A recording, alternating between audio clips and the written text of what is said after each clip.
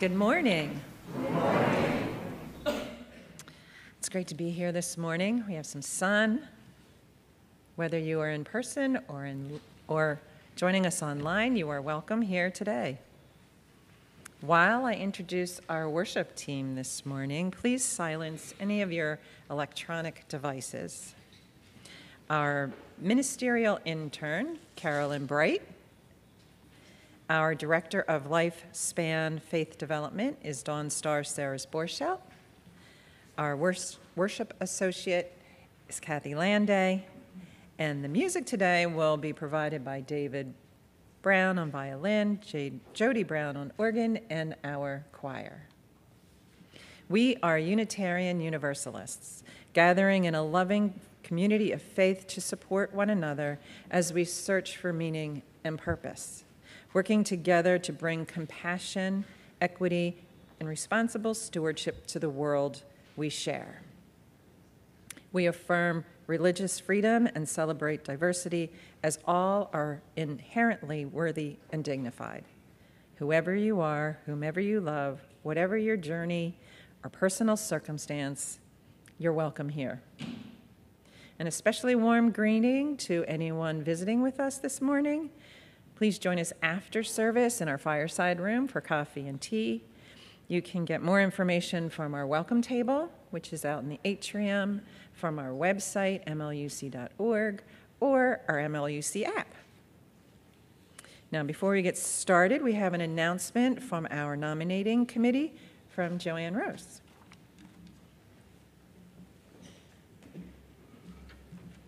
Good morning, everyone. Can you hear me? Okay. Yes, so I'm Joanne Rose, and I want to thank our nominating committee. You can see who they are online. And I also want to happily invite you to take a look at the bios and petitions that are near the stairs in the atrium of the nominees for leadership positions. Okay. These bios and petitions are for 6 members of our church. And we have Carrie Nielsen, Susan Taka, I'm sorry, I mispronounced it, Jim Covius. They are the nominees for the 3 board positions. And there's 3 nominees, 3 board positions. That's for 3-year terms. For nominating committee, we have Claudia Gard and Marianne Miller-Masana. They are the nominees for the 2 positions, and they will run for 3-year terms. Gail Burgess will be our moderator, and she was appointed by the board for this year, and she is the nominee for an additional year. So the petitions I noticed, a lot of you have seen, and they're signed. The 20 signatures are what's required to advance these people, our members, to the next step of the process of being voted on at our congregational meeting. So I ask you to please look at their bios. It's very interesting. You'll get to know more about these members. Talk to them, show up at our annual meeting, and vote for them, and give them your support now, at the congregational meeting, and afterwards as they serve for us. So I want to thank them for generously agreeing to serve in these important leadership positions.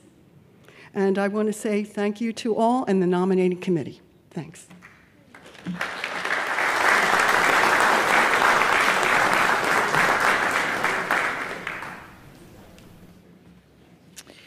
And now we'll give voice to our mission. Together, we transform lives through love, service, and our welcoming faith.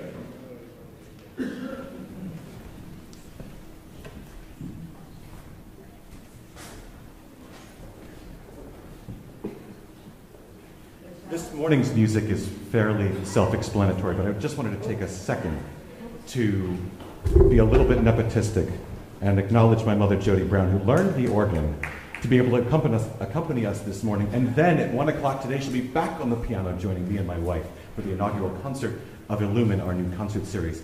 A round of applause to Jody Brown, please.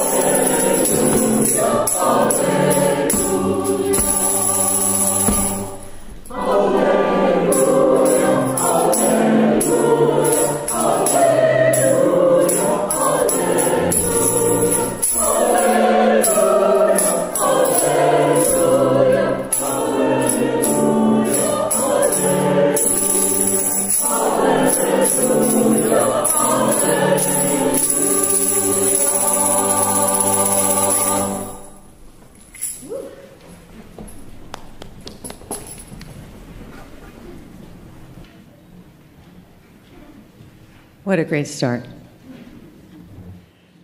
So our chalice lighting for today is called Strength and Courage. And it was written by Sylvia Kelly. It takes strength to be certain. It takes courage to have doubts. It takes strength to fit in. It takes courage to stand out. It takes strength to share a friend's pain. It takes courage to feel your own pain. It takes strength to hide your own pain. It takes courage to show it and deal with it. It takes strength to stand guard. It takes courage to let down your guard. It takes strength to conquer. It takes courage to surrender. It takes strength to endure abuse. It takes courage to stop it. It takes strength to stand alone. It takes courage to lean on a friend. It takes strength to love. It takes courage to be loved. It takes strength to survive. It takes courage to live. Please stand as you are able for our opening hymn.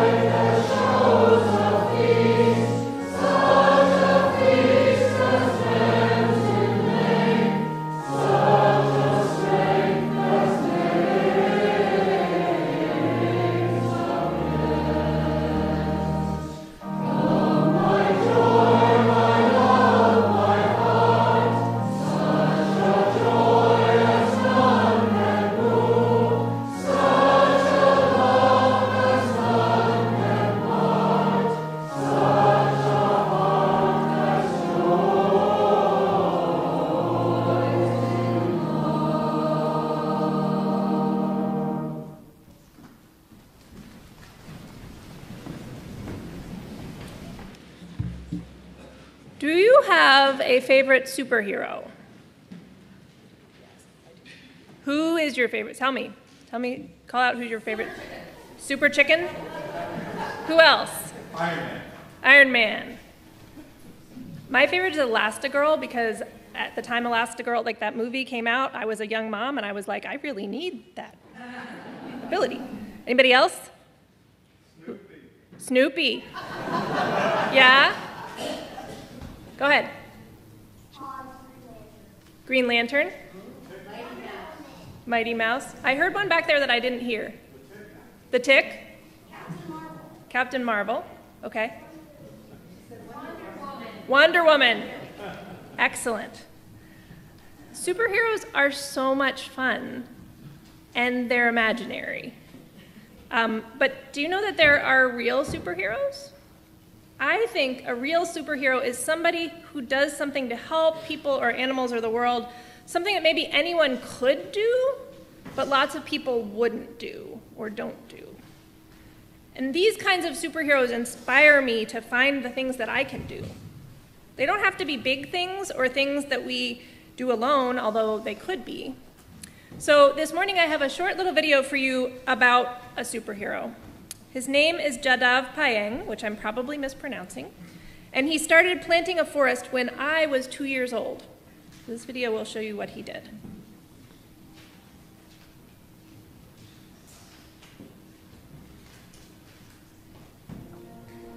In 1979, a young Jedi Pang started planting saplings in the middle of a barren wasteland in Assam.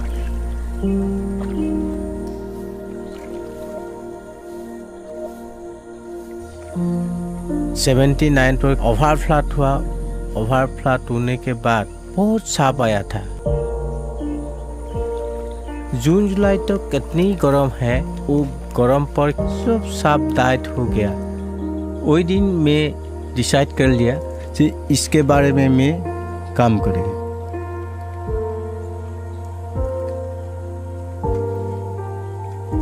Something incredible happened. This is an old video. I'm older than 37. This is his journey. यहाँ से 5 kilometre distance है मुलाय forest.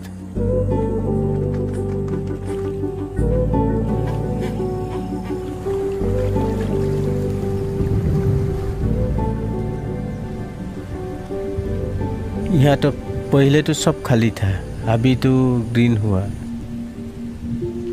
उसके बाद royal Bengal tiger आ गया, rhino आ गया, elephant आ गया। Awareness के लिए एनवायरमेंटल साइंस जब तक एलपी स्कूल में से देगा, एक लड़का एडमिशन देगा, एक पेड़ रोपने पड़ेगा, 10 साल में इंडिया एक ग्रीन हो जाएगा। मेरा फैमिली जैसे ही है, ये फॉरेस्ट भी फैमिली मेरे है। हमारे वो लोग के साथ कभी कभी बातचीत हुआ है। ये गছজোপাৰ পৰা এতিয়া এনেকুৱা অনুমান হয়, তুমি নথকা হ'লে হয়তো মই বিশ্বৰ দৰবাৰলৈ যাব নোৱাৰিলোঁ। এতিয়া সেই গছজোপাই মোক যিটো সকাহ দিলে, যিটো শান্তি দিলে, বিশ্ববাসীক যিটো দিলে, সেইকাৰণে বিশ্ববাসীয়ে সেই গছজোপাক আঁকোৱালি লৈ, সেই ফৰেষ্টখনক আঁকোৱালি লৈ এতিয়া মানুহ তালে।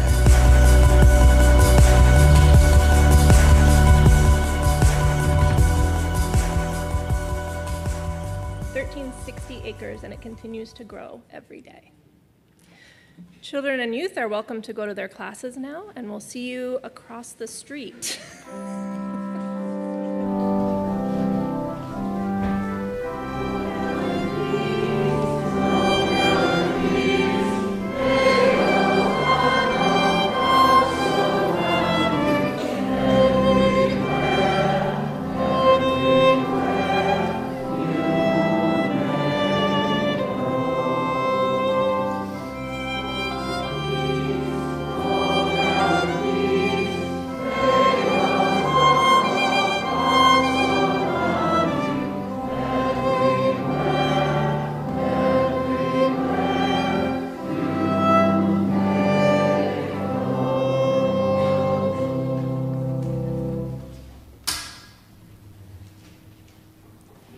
Every month at MLUC, we choose a local offering outreach partner who receive half of our weekly collection.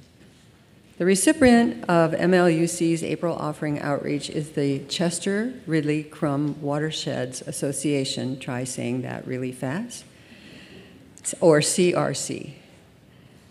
Their mission is to support, encourage, and promote the enjoyment, restoration, conservation, protection, and prudent management of the natural resources of the Chester, Ridley, and Crum watersheds.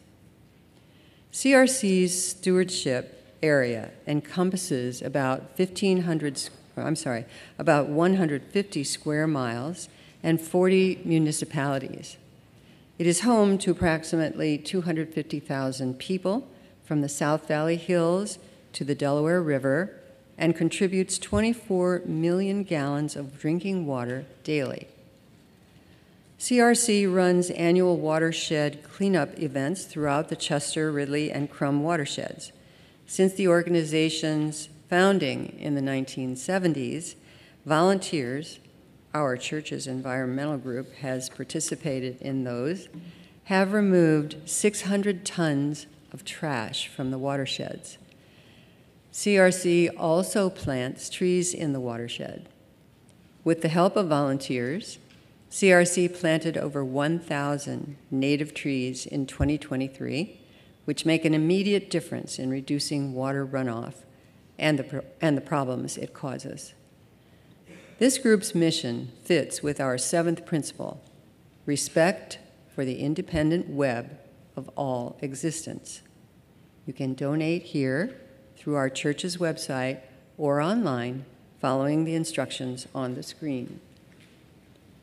Now, please enjoy the music from George Frederick Handel as our ushers come forward to collect the offering.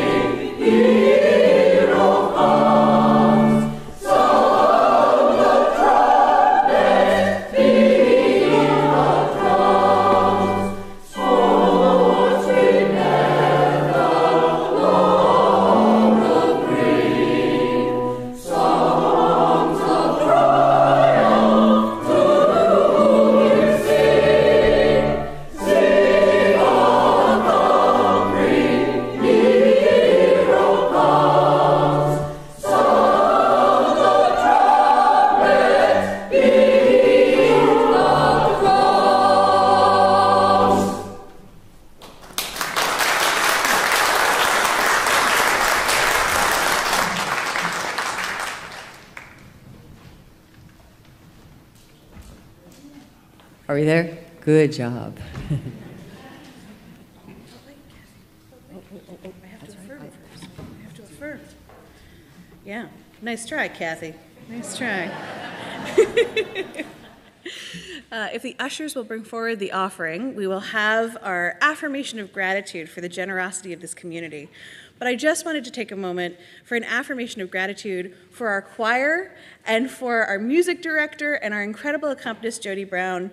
For those of you who might be newer to the community, you may not know that we lost our music director of 27 years in September. And this is the first time that the organ has been played in a service since. And Jody has learned how to play the organ just for this moment, and the choir has done an incredible job with David of honoring that legacy here. So I just wanted to take a moment to acknowledge that and affirm that with immense gratitude and quite a bit of emotion this morning.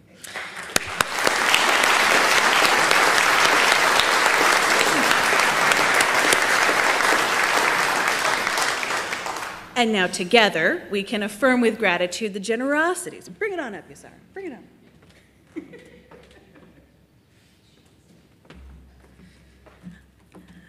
So join me in saying the words on our screen or in your program.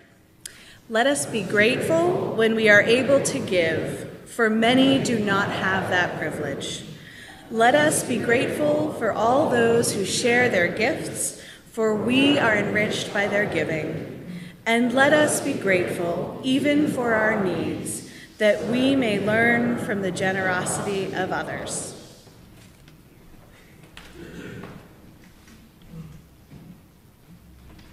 So at least I'm consistent in my mistakes. I did that the last time, too. So now it is time for Candles of Community. It's a time in our service when we light candles for the joys, the celebrations, or sorrows that we experience in life. We do this in a spirit of loving kindness and support and respect for one another. I would like to light our first candle today as a candle of hope for our democracy to prevail in America. Given the stressful and chaotic times we live in, this is my thought. For ourselves and America, we hold each other in our hearts.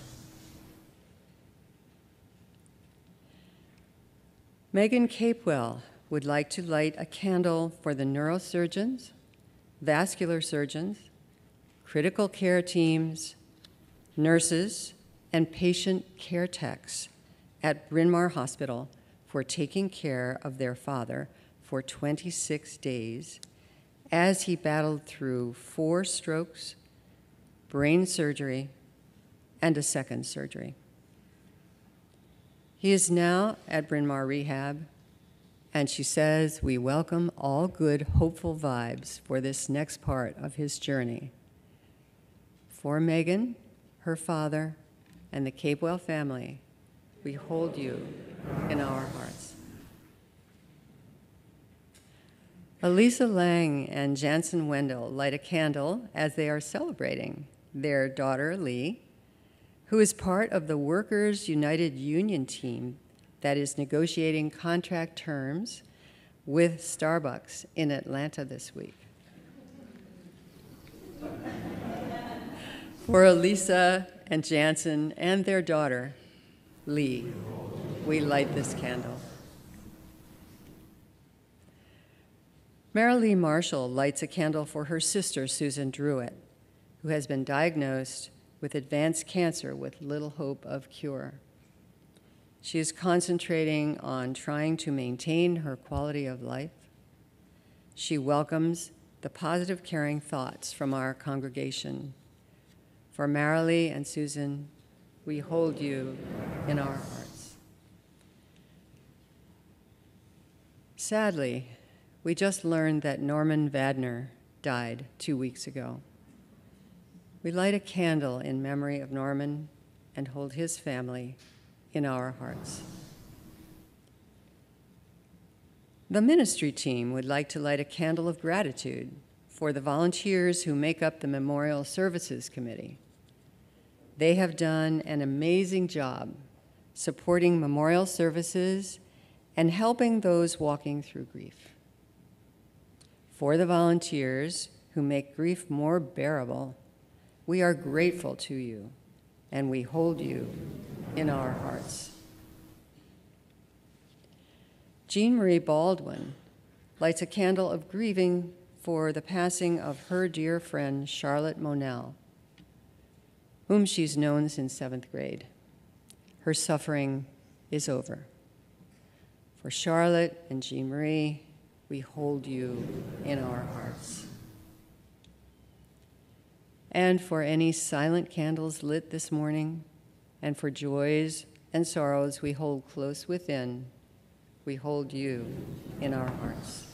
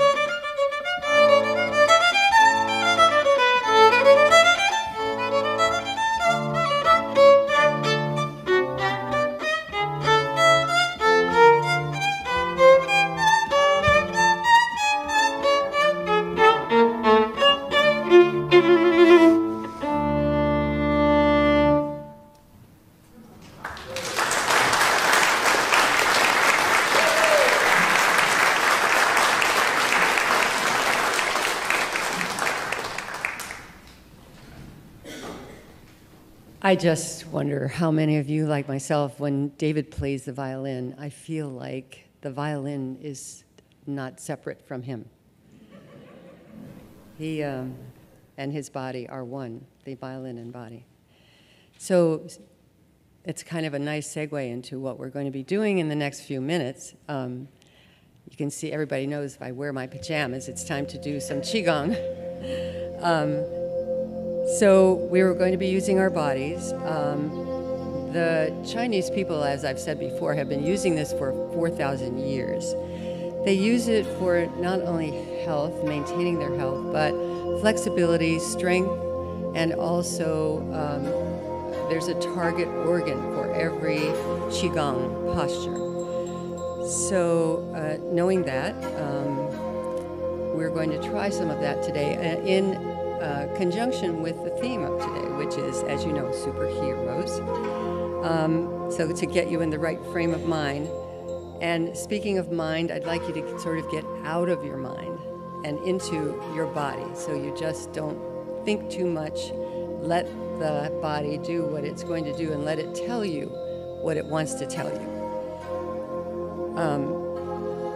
The movements I'm going to teach you this morning are movements that emanate strength and courage. So of course it's up to you to invite this into yourself. So just kind of, my advice is to just let it happen. So you're going to need, switch me. You're going to need to space yourself around the room so that you have at least an arm's length apart from each other. And a little space behind you, maybe. People are welcome to come up here on the chancel if you need more room. Be not afraid. So the first one that we are going to do is a Qigong from the Yin Yang set. There are many sets of Qigong, as you know. And it's called Ox's Tail. So I will talk you through the first time, and then the second time I'll have minimal talking. So what I'm going to do is I'm going to step out at an angle with my foot this way. You can do it exactly, just follow me. And as I did that, I had my hands here and my right hand goes up in a slant formation. Now, since this is called Ox's Tail, I'm going to close my hands in fists, and then I'm going to turn my body to the other side. And breathe in and hold that position.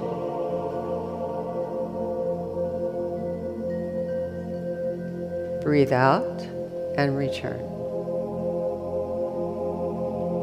Now I'm going to turn around so you can see it from the back.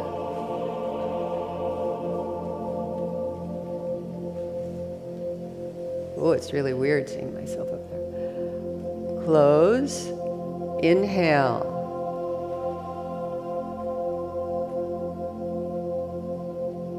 Hold your breath. Exhale and release. One more. Inhale.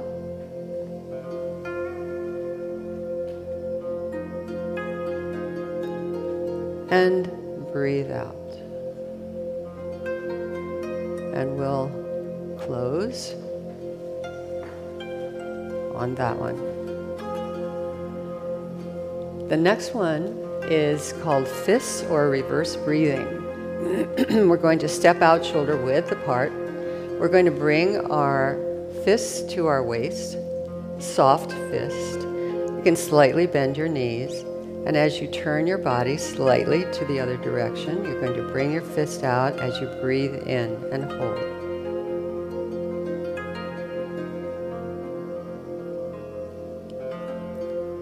Exhale as you turn your fist over and bring it back to your waist. Slight turn to the other direction, bring your fist out. Everything in Qigong and Tai Chi is slow. Hold your breath. Turn the fist over and bring it back. Turn waist slightly. Breathe in.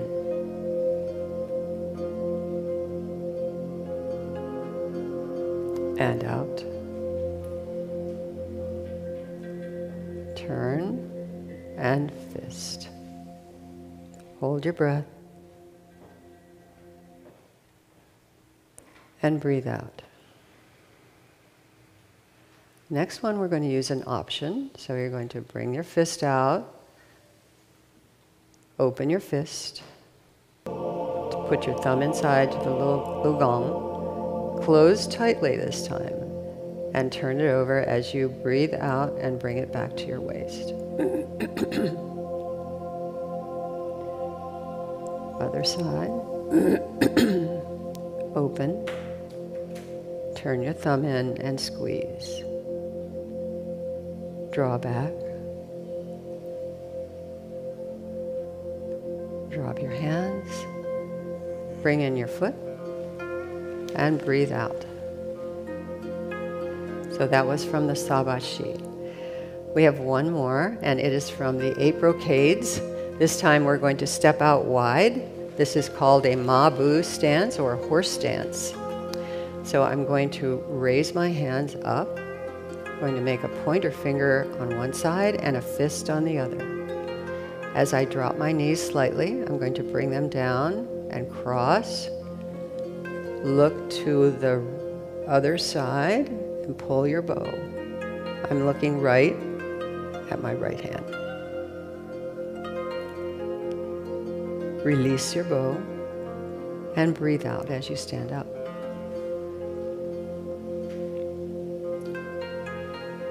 Up, bend your knees.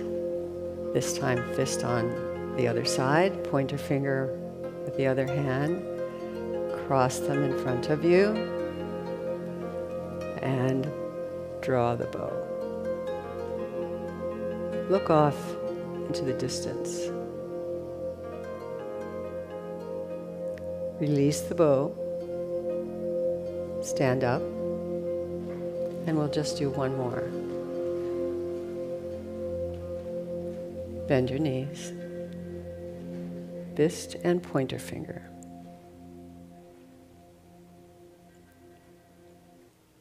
Drop your hands.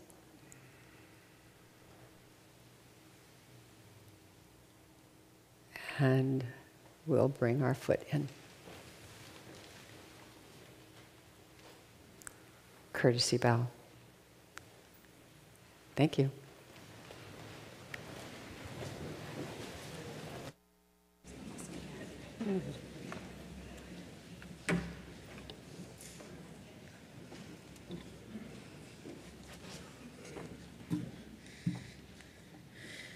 As we all resettle, I don't love silent meditation, but I do actually love Kathy's moving meditation. So thank you so much, Kathy. That is delightful. So, more than 7 years ago, my husband Joel and I met online through a dating app. At the time, I was interested in meeting interesting people and eating interesting food while I was in Philly between trips as a flight attendant. I swiped right around 9 a.m. because he seemed like one of those interesting people, and by 6 that evening, we were on our first date. Between those hours, I, of course, Googled him. Some of you may not know that in addition to being a Unitarian Universalist, a baby-wearing expert, a former Army combat medic, and a current Army lawyer, Joel is also a Philadelphia police officer. When we started dating, he hadn't yet become an Army lawyer or a talented baby wearer, but he had already been a police officer for a few years. As you might assume, I had some reservations about going on a date with a cop. But he seemed funny, knew an impressive amount about Saddam Hussein's persecution of specific ethnic groups and the subsequent ecological disasters it caused, and he had a degree in linguistics from Penn. Okay, surely a linguistic major was not going to kidnap me, right? Maybe a cop, but he's still a linguist. But I still did my research, okay? Online, I found some boring property records, a Facebook page, and the normal internet detritus that follows most of us around. But most intriguingly, I found a TV interview. It seemed, a year or so earlier, Joel had pulled someone out of a car that had crashed and was on fire, saving their life. When I watched the interview, I was of course impressed by his willingness to jump into harm's way to save the life of a stranger. But the reason I said yes to that first date was a moment in the interview when the reporter was trying to ask him how he felt to be a hero. Joel, clearly slightly annoyed to be asked this question, replied with a shimmer of sarcasm, "Well, it obviously would have been better without the fiery wreck, but all things considered, I think it was a positive outcome." I laughed out loud, and now we're coming up on our 5th wedding anniversary. What had annoyed Joel in that moment was the idea that there was an option to not try to save that person's life. What else had he signed up for? Wasn't that the obvious thing that any reasonable person would do in that situation? The old, "I was just doing my job" line is a cliche, but it is a cliche for a reason. That is literally his job when that kind of situation occurs and he's within rescuing distance. Does doing what he has a responsibility to do make him a hero? In this situation, I don't think so, but he doesn't. Does being capable of helping, whether through training, experience, or natural ability, negate someone's heroic actions? Long before I met Joel, I had the immense honor of working for my favorite Vermont senator. No, it's not the one you're thinking of. We all love Bernie, but back when Bernie Sanders was just the junior senator from Vermont, he was serving with Senator Patrick Leahy. Leahy is a Vermonter's Vermonter who served from 1975 to 2023, ultimately retiring as President pro tem of the US Senate. Not bad for a kid from Montpelier. My grandmother, who was a social worker in Vermont, told me plenty of stories about going toe-to-toe with him in court when he was a state's attorney in his 30s, but I'm pretty sure even she came around and voted for him eventually. Senator Leahy was responsible for the passage of many different pieces of legislation that have shaped our lives, along with other contributions to American progress. My favorite fun fact, he even was awarded the Order of the British Empire by Queen Elizabeth at one point. I am very jealous. In fact, Joel in Army JAG School learned about Senator Leahy because he is responsible for the Leahy laws, which are US human rights laws that prohibit the US Department of State and Department of Defense from providing military assistance to foreign security force units that violate human rights. However, none of these accomplishments are what the former senator is most proud of. That is his work to ban the production, export, and use of anti-personnel landmines. Oh, and of course, his recurring parts in 6 Batman movies. Yes, that's right. I said Batman movies, because he also happens to be a Batman superfan. But I'm going to let roll call tell you about that piece. We might even have a video to play. There is a little bit of We're text. not intimidated by thugs. You know, you remind me of my father. I hated my father. I had my first library card when I was 4 years old. Buddies at school and all were reading Superman. I liked Batman. I'd have Treasure Island on one bedside table and Batman on the other. I bet $50,000 for Poison Ivy. Before this great enterprise, envisioned by myself, there was nothing here but wilderness. And to know what he stands for, that kind of power. It's funny, I was talking with some people in DC Comics, this was years and years ago. Something was said something about Batman. I said, no, that's wrong, because about the 3rd page in the June issue of 1947, he did such and such. And they're like, yeah, okay, Senator, right. They went back, they checked the archives, they said, by golly, he's right.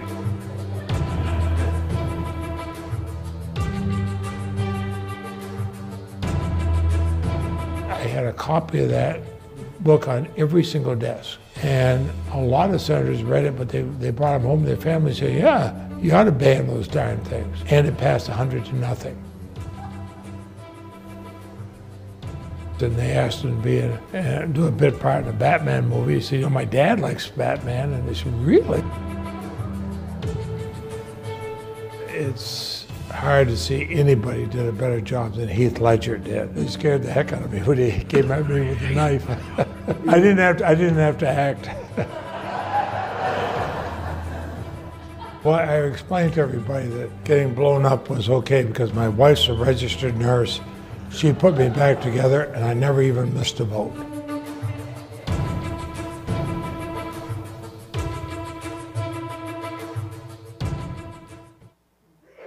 To Senator Leahy, I would be remiss if I did not acknowledge my co-star in Batman. Role is marginally smaller than mine, but I understand you're quite good.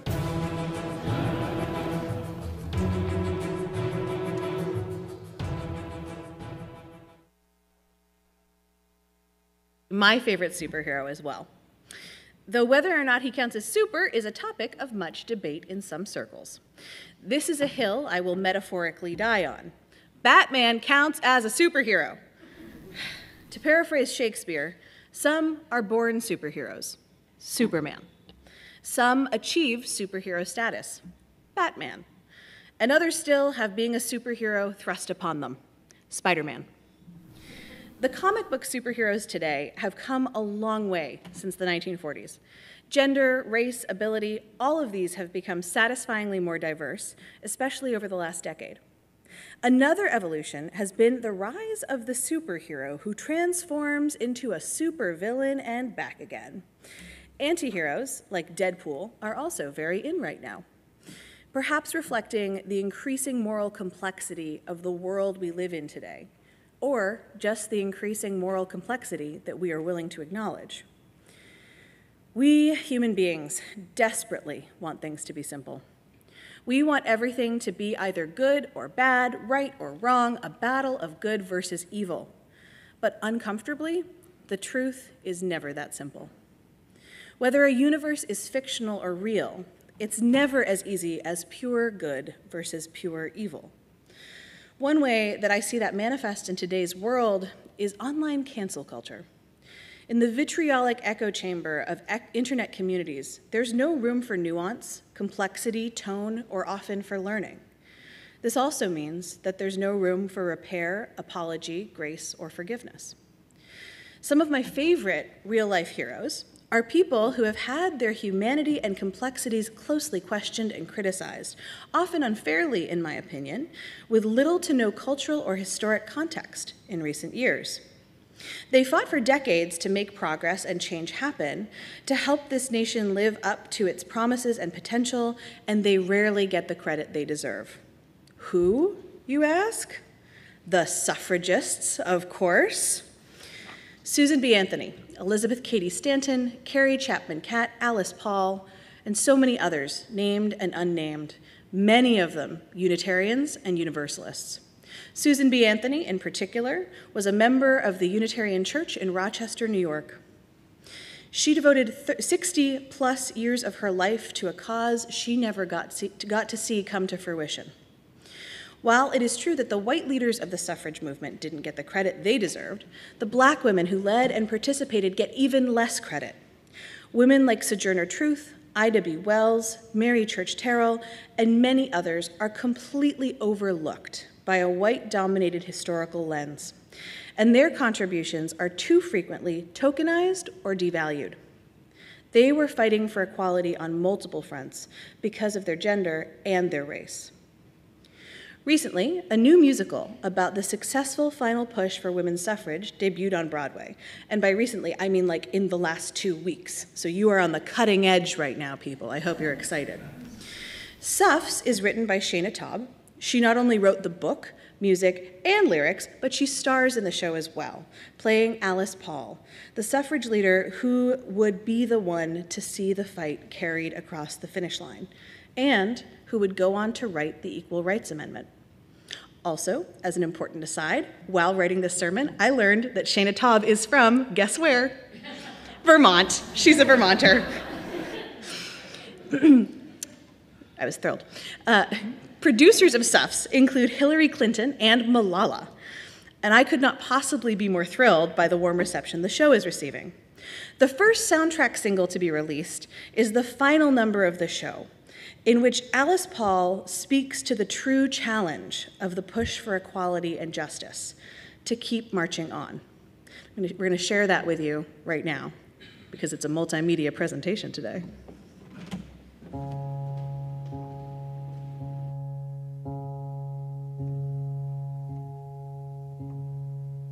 I won't live to see the future that I fight for. Maybe no one gets to reach that perfect day. If the work is never over, then how do you keep marching anyway? Do you carry your banner as far as you can, rewriting the world with your imperfect pen, till the next stubborn girl picks it up in a picket line over and over again, and you join in the chorus of centuries chanting to her? The path will be twisted and risky and slow, but keep marching, keep marching. Will you fail or prevail? Well, you may never know, but keep marching, 'cause your ancestors are all the proof you need that progress is possible, not guaranteed. It will only be made if we keep marching on. Keep marching on. Keep marching on. And remember every mother that you came from. Learn as much from our successes, our mistakes. Don't forget you're merely one of many others on the journey every generation makes. We did not end injustice, and neither will you, but still we made strides, so we know you can too. Make peace with our incomplete power and use it for good, 'cause there's so much to do. Gains will feel small and the loss is too large. Keep marching, keep marching.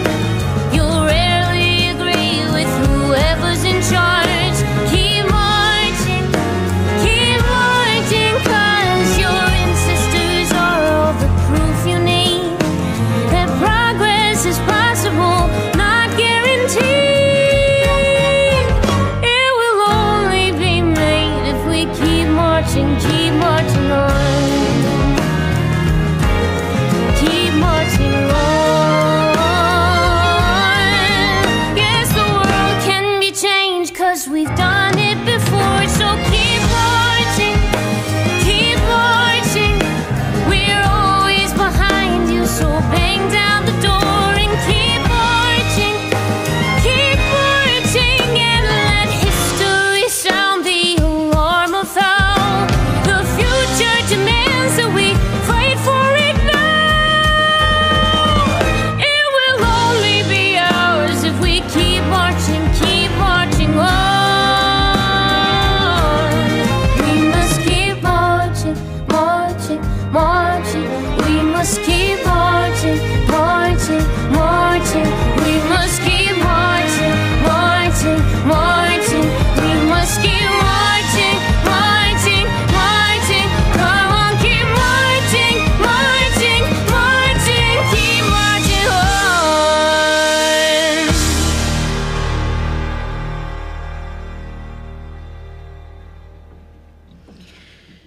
Sometimes, what makes a person a hero is just being the next stubborn girl who can make peace with incomplete power, with imperfect ancestors, and who understands that while injustice will not be wiped out in our time, we can make progress if we just keep marching. Can someone really be a hero if they aren't hopeful and tenacious? Yesterday, we held a workshop here with Reverend Peggy Clark of New York's Community Church. It was based on her presentation from General Assembly last year called Disrupt Church, and it challenged all of us who attended to imagine, dream big, and think outside the box of what church means or what church could be. Where does church happen? Is it just in this building on Sunday mornings? More importantly, why are we here? Why are we doing what we're doing? As some of you know, my professional background is in politics. I never imagined that I would become a UU minister. I spent most of my 20s running for public office myself and then working on campaigns and for other elected officials. There have been times over the last 5 years of seminary that I have questioned why exactly I am going into ministry when I could be using my skills and training in the political arena to change the world. Yesterday's workshop and discussions with staff and congregants helped me to remember or to realize why the heck I'm here. As Reverend John put it, we are here to save lives. We are here to help people who need to keep marching. We are here to be heroes for folks who need help remembering how to be hopeful and tenacious in the face of opposition, oppression, and the seemingly endless overwhelm of despondence and apathy. And when I say we, I do not mean the staff or the ministers. I mean every single person who is sitting here today. Whether you stumbled in by accident or whether you've been here for 50 years, we are not here to be saviors of souls. We are here to be heroes of hope. Sometimes it can be tempting to focus on the small picture in church. The committees, the meetings, the social activities, past and present. And this church is very good at social activities. But if we limit ourselves to only that view, we can't see the forest because we are zoomed in on the trees. We need to zoom out and to consider our values of justice, equity, inclusion, pluralism, generosity, transformation, and most of all, love. When we look at the big picture, these values and what we do with them are the answer to the question about why the heck we're here as a church. We probably don't have superpowers from a magic ring or a radioactive spider, probably. But like Batman, like a long-serving senator from a small state, like the women who fought for the right to vote, and like countless other people who are out there just doing their jobs, anything heroic that we do will be because we make the choice to do the thing. We make the choice to show up with tenacity and hope because we have a responsibility to one another in this interdependent web of which we are all a part. For the last 2 years, I have been immensely lucky to have a front row seat to the transformation that has been happening here at Mainline Unitarian Church. I have complete faith in this congregation to do the things and to show up with and for one another. I know you can because you already are. As I come close to crossing the finish line as your intern, my hope and my prayer for this congregation is that you will all keep marching on towards the future that is possible for this community and for the world as a whole, because you are the heroes that you've been waiting for. May it be so, and amen. And now I invite you to rise in body or in spirit for our closing hymn, number 102, We Are the Heirs of Many Ages.